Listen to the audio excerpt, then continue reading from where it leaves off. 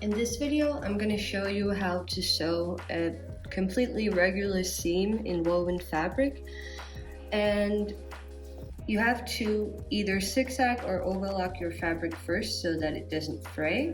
But once you've done that, I have two different examples here, one zigzag, one overlock stitch. And once you've done that, it's really simple. You just set your machine to the most basic straight stitch seam. You of course should always make a test before you start sewing in your fabric.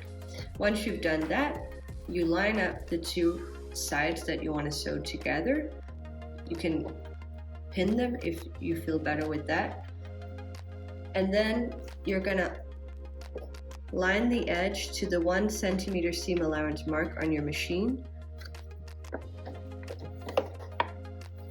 You're gonna make sure they're aligned all the way, preferably using pins. Align it to the 1 centimeter mark, and then you're gonna start sewing. Once you start, you're gonna have to back tack, which means make the machine go backwards. It depends on your machine how this setting is. On mine, it's this button here that says go back. So I'm gonna go a few stitches forward, click the back tack button, and go back over what I just sewed. And once I've done the back tack, I can finish the seam.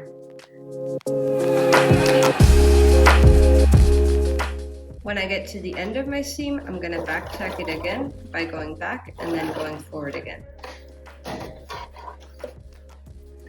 And that's basically how you sew a seam. Once you've done that, you can take it to your iron and then split it like this, and then your seam is finished.